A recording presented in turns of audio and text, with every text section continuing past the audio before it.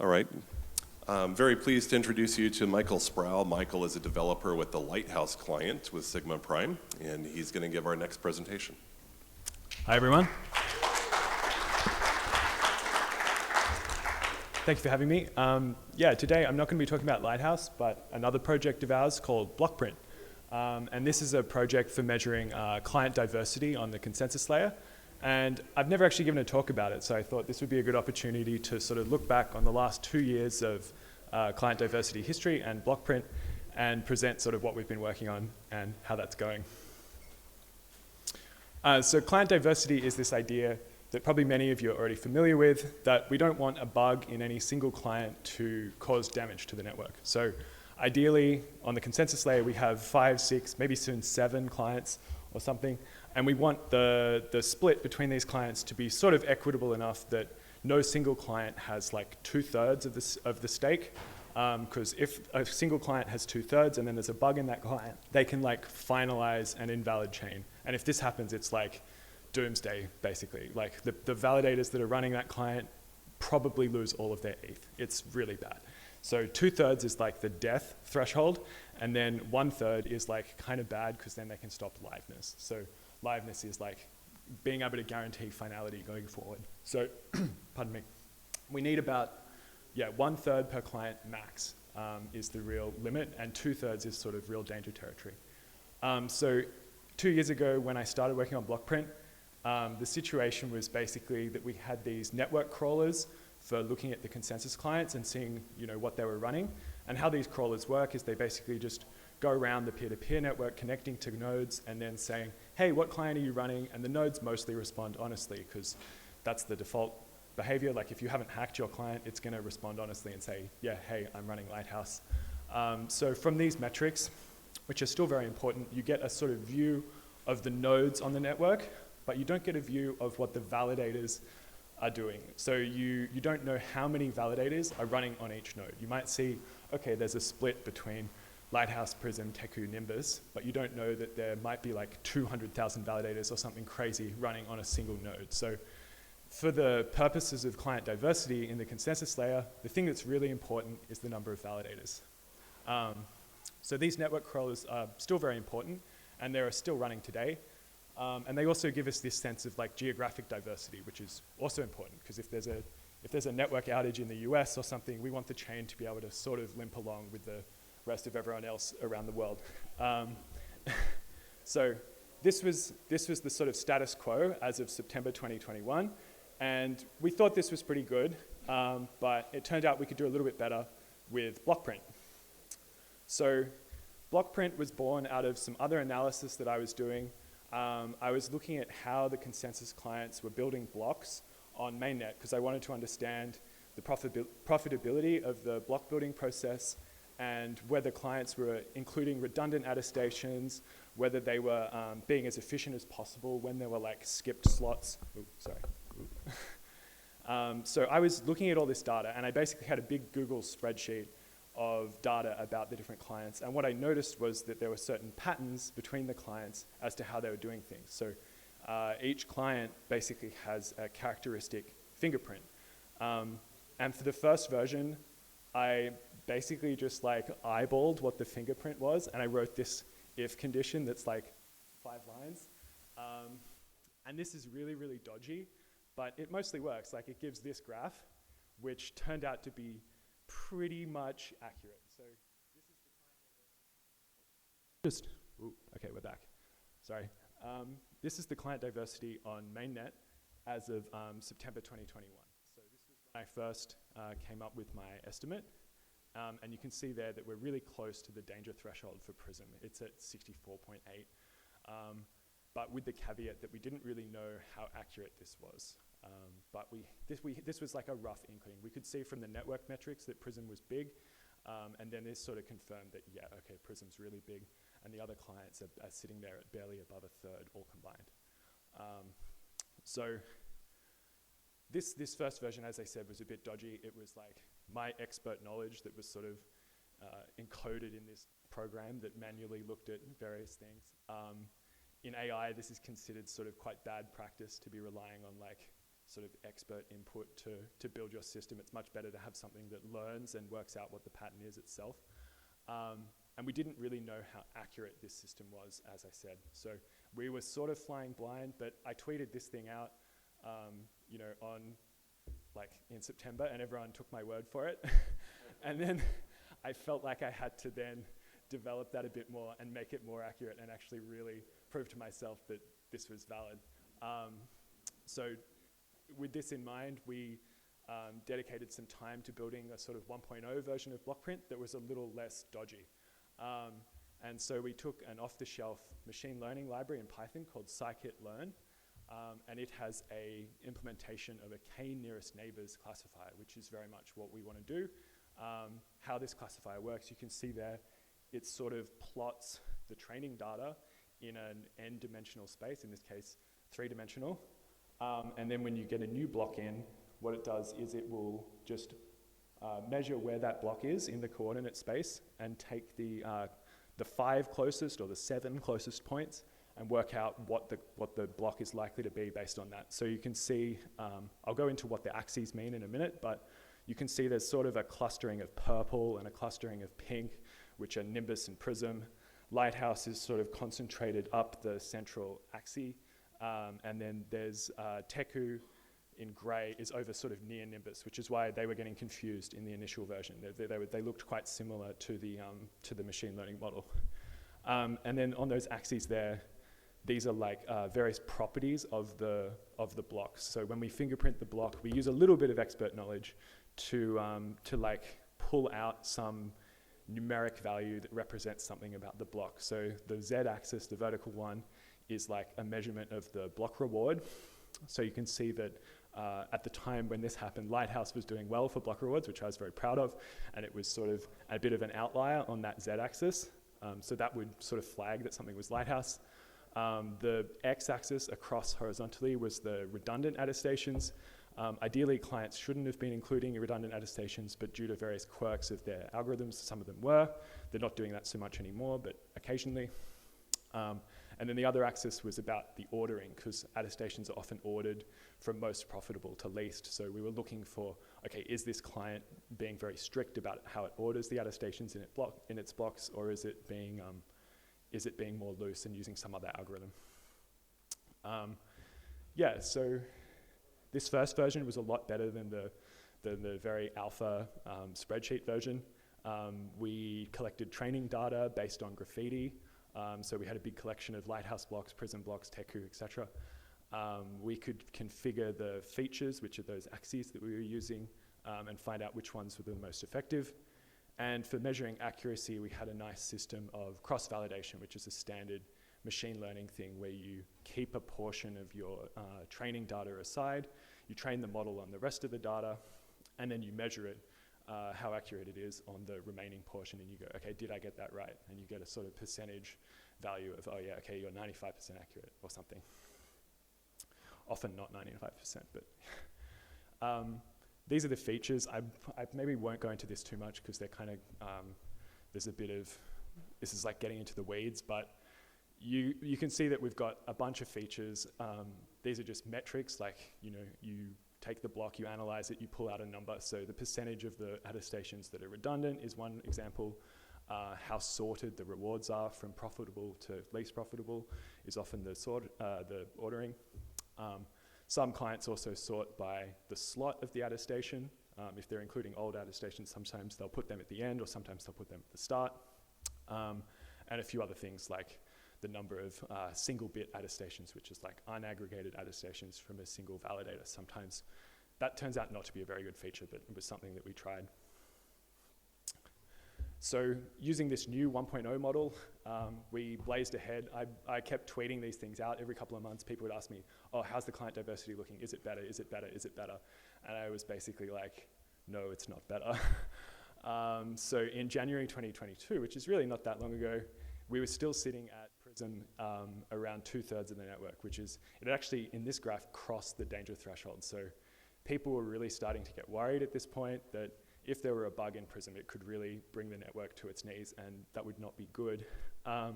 So off the back of this, there was a really strong sort of social coordination campaign to improve the client diversity on the chain. And there were various websites.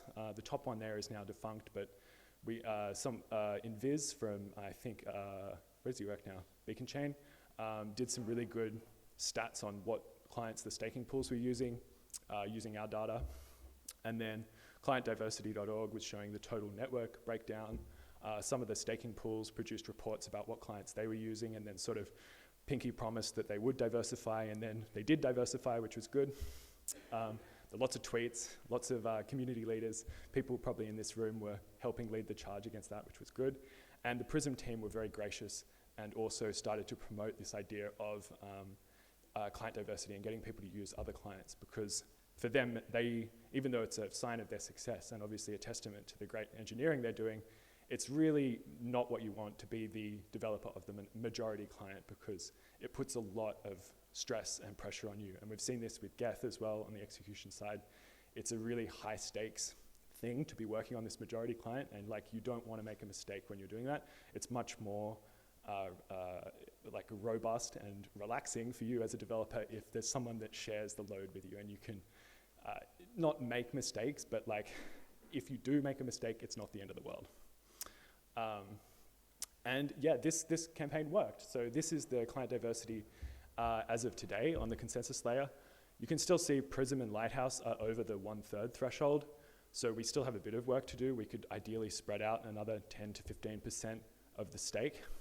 I actually suspect that this will improve at the next Deneb hard fork, because there are some changes to how blocks are built, and I think Nimbus will probably bump up, because Nimbus's blocks are generally very profitable, and I think people running multi-validator setups will probably start producing more Nimbus blocks, and we'll see that in the stats. But yeah, we're doing a lot better than we were, and we're no longer close to that dangerous 2/3 threshold.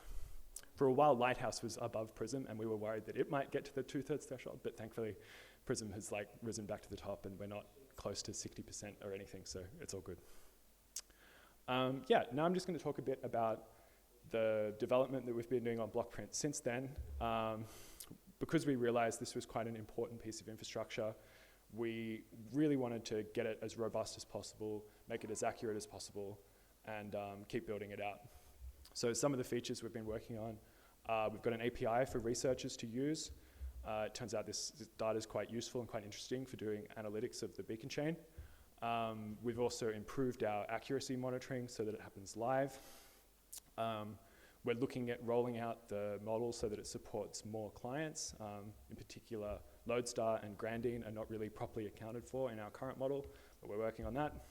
And we're also trying to onboard more developers and more infrastructure operators to sort of grow the ecosystem, get more people involved, and then like really like make this a core part of Ethereum's diversity infrastructure, which is cool.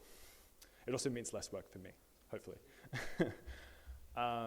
Yeah, so the Blockprint API, we have to strike a balance here between producing useful data and also preserving privacy for the validators that are being sort of exposed by our fingerprinting. The risk here is that if you know what client somebody is running, you can potentially target them with a vulnerability that's specific to their client. So at the moment, the compromise we've got is that there's an API that gives aggregate data, so data about the whole validator set, but if you want data about specific validators, then you need to DM me and ask for a password. And this is, I don't know, it's not very open, but like the code is all open source, but getting access to our instance is permissioned. So it's sort of this middle ground between being open and being private. Some of the apps that have been built with the private API are really, really cool. This one, reorg.pix by Tony, who you'll probably see later today. It's really cool. It shows the number of reorgs happening over time. You can actually see there's a big uptick recently, which is a bit concerning. And you can see the breakdown by client. So you can see that actually Lighthouse, which is my responsibility, is there getting reorged quite a lot. And that's something that we're aware of and working on. But having this dashboard is really invaluable because it means we can see that this is happening and address it. Another one, and I only added this slide this morning, so I'm glad it's here, is the EF DevOps guys have built this cool dashboard. It looks a bit washed out there, but it basically shows the number of online attesters classified by their client and also the number of offline attesters classified by their client. So the top one is the online one. You can see it's basically flat over time. This is just a short time period, so we don't see any changes.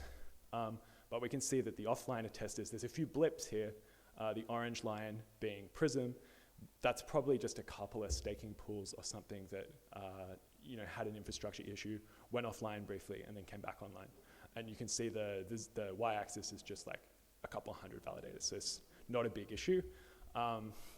But if there was some bug that knocked a bunch of validators offline using a particular client, we'd be able to see that show up in this graph.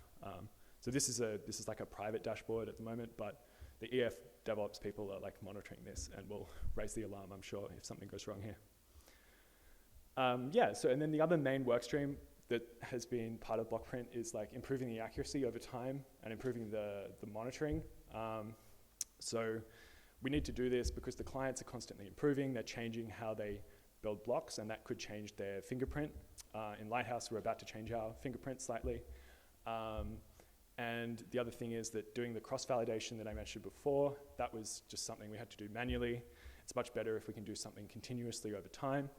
And the final point is that we were previously limited by the graffiti to get training data. So this is fine for most of the clients, but Prism doesn't actually use any graffiti by default. So Prism was kind of actually underrepresented in our training data because it was hard to like find enough blocks that were made by Prism. And the way we've addressed this is this kind of complicated system that builds blocks continuously and measures how well they're being classified. So I'm going to show you a horrible diagram now, but then I promise I'll explain it in smaller pieces. So this is the system that we came up with. You can follow these steps in sequence, but basically there's a thing that produces blocks using a bunch of different clients. So I've got this like cluster that runs 2 of every client. It's like Noah's Ark. And then it feeds these blocks into Blockprint, and it says, hey, Blockprint, did you get that right? And then it keeps track of whether Blockprint classified them correctly. So we produce a block using Nimbus, we feed it into Blockprint. Blockprint says, hey, that looks like Prism to me, and we go, naughty Blockprint, that was wrong, and we write that down. A key part of this is that we have an execution multiplexer. I kind of wrote this for fun. I kind of wrote this to save on infrastructure costs, but it just allows us to connect multiple consensus clients to a single execution client, which is something that since the merge has not been possible. It used to be possible to sort of share an execution client, but since the merge it's been one-to-one, and this now makes it so you can have many-to-one. And there are other multiplexers that do one-to-many. I think Nimbus natively supports one-to-many. But the important part of this for us is that it also takes care of building the execution payloads, because we don't necessarily want to go to the execution client and force it to build a valid payload with all these transactions that we don't really look at anyway. And that takes time and effort. The other part, so the next part is the thing that actually builds the blocks, or actually requests the blocks. This is called Blockdreamer, and it goes just via the HTTP API to all of the clients that are in your cluster and says, hey, give me a block, give me a block, give me a block, give me a block. And then those consensus clients go to the multiplexer, Electric Eel, and they say, hey, give me a payload. It gives them a dummy payload. And then Blockdreamer gets all of these blocks from all the different clients that it can do stuff with. And what does it do with them? It sends them to this other microservice called Block Gauge. And this is the part, this is the real, where the magic happens. It sends those blocks to Lighthouse to convert them into the form that Blockprint wants, and then it sends that data to Blockprint and classifies the blocks. So this is where if Blockdreamer produced a block using Nimbus, it sends it to Block Gauge sends it to Blockprint, and Blockprint hopefully says, yeah, that's Nimbus, or it might say something else. And then we keep track of the true positives, the false negatives, etc., inside of Block Gauge. We've built also a nice user interface. So this is a web UI that you can access now at blockprint.sigp.io. And I'm very grateful to my colleagues who have front-end design skills for building this for us. It looks really cool, I think. And we show the same sort of breakdown as clientdiversity.org. We are very open about taking inspiration from that website for this graph. And then we also have a nice table of numbers, which is very exciting to look at if you know what these numbers mean. Oh, the red ones are very hard to see, but I'll go into briefly what this means. Am I doing for time? Yeah, okay. So one of the main things that we measure for our model is the true positive rate. And this is sort of like a statistical property of any diagnostic test. It gets used a lot in like medicine, actually. Like if you do a COVID test, it has like a guaranteed true positive rate, which is kind of cool. So here we're looking at, for each client, these are the ones in the rows, we say, okay, of all the blocks produced by that client in our cluster, what percentage of them did you classify correctly, Blockprint? So if you look at Lighthouse there, you can see of all the Lighthouse blocks produced, 0% were classified as Grandine, which is good. 98 or 96% were classified as Lighthouse, and then 0% were Lodestar, 3% were classified as Nimbus, which is a little bit of an error, but not too bad, and 0% as Prism, 0% as Teku. And you can see this table, the true positive rates for all of our clients are pretty good, except for Grandine and Lodestar, because they're actually disabled in the model, so there's no way for it to get them right. They're always classified incorrectly, unfortunately. But we're working on that. More on that soon. The other like statistical measure that we keep track of is the positive predictive value, and this one is like a little less intuitive than the true positive rate. And I think the first time you hear about this, you're going to be confused. Probably, I was confused for a long time, but it basically sort of flips the framing and says, okay, of all the things that are classified as Lighthouse, what percentage of those were actually from Lighthouse? So it's like this sort of, you've switched around some of the numbers in the calculation. And this one turns out to be very sensitive to things being classified incorrectly, because we've got a lot of Grandine blocks getting incorrectly classified as Lighthouse. Lighthouse's positive predictive value is actually really low, but it's sort of artificially low because we know that it's mostly Lighthouse blocks that are in there, but there's a lot of false positives from Grandine. So I think once we get Grandine and Lodestar sorted out, this graph will actually look quite good. You can see that the bottom row for Teku is like 98%. And yeah, ideally we'll have all of the clients around that like 95% plus level, which is really good. Yeah, so the minority clients, this is kind of like something that I've been trying to deal with for a long time, but we don't quite have a perfect solution yet. The problem is, even if you have like a 99% accurate test, you're still going to get 1% false positives. And this is a thing called the base rate fallacy that's like common in statistics. So yeah, if you have 1% of a million validators, that's like a lot of validators, right?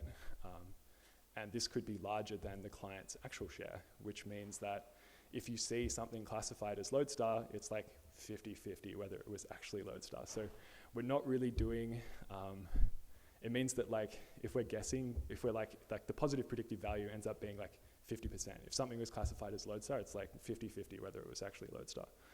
And it throws off the accuracy for the other clients as well, which is a bit frustrating.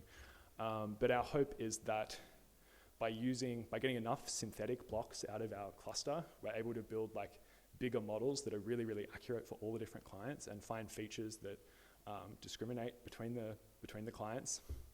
And then once we've built this model and tuned it with all 6 clients or all 7 clients, however many there end up being, then we'll redeploy it and continue monitoring it with all of this infrastructure that we've built. So I think we're much better set up now to continue growing into the future, which is exactly what we need. And then this is the final thing we've been working on is sort of opening up Blockprint's development and its sort of organizational structure. We're just starting a collaboration now with Migal Labs, who have done a lot of work on beacon chain health and also have their own network crawler. They're now running their own instance of Blockprint. They're going to help with the development, and we're going to share training data, models. We're going to share some of the clusters for nodes that are building blocks. And yeah, I think this is really cool. And we may also onboard more people in the space, maybe get some Blockprint instances running on testnets, get one on Holeshki, maybe even on Gnosis chain, which uses the same clients. And yeah, just basically building out the infrastructure and making sure that it's really solid into the future. Thank you very much for listening to my talk.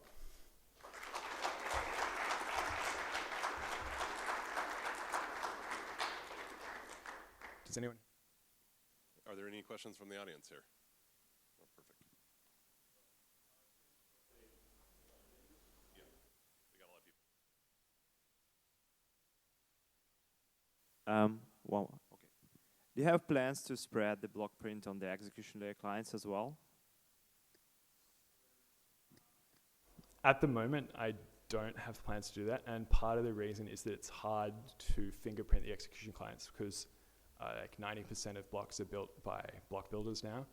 So you'd really probably just be fingerprinting the block builders, not the actual execution clients. But don't they use the same client software to build blocks? So the thing is, they use the same clients, but they don't use the same client as the proposer that's signing the block. So we'd be able to get a measure of what execution clients are used by builders, but we wouldn't get a measure of what execution clients are used by validators, which is what's more important. Okay, got it. Yeah. Thank you. Any other questions from the audience here? I guess I had just one quick one about maybe that similar comment. Have you thought about with the client teams adding a breadcrumb instead of trying a fingerprint that kind of unique identifies the signature, just asking for a field or a declaration? Yeah, so we did sort of think about this approach. The reason we haven't taken that yet is that it tends to work quite well already without like an explicit fingerprint. And the problem is that with an explicit fingerprint, it then becomes much easier to game. Like Lodestar wanted to have a program recently where they'd incentivize people for running Lodestar. And if it was just like put Lodestar in your graffiti, then you could easily do that without actually running Lodestar. Where if it's like some complicated property of their fingerprint, then it's much harder to fake. So, but that would be an option if, if the fingerprinting stops working at some point. Yeah. Any other questions? All right. Oh, wait, one more here in the front, please.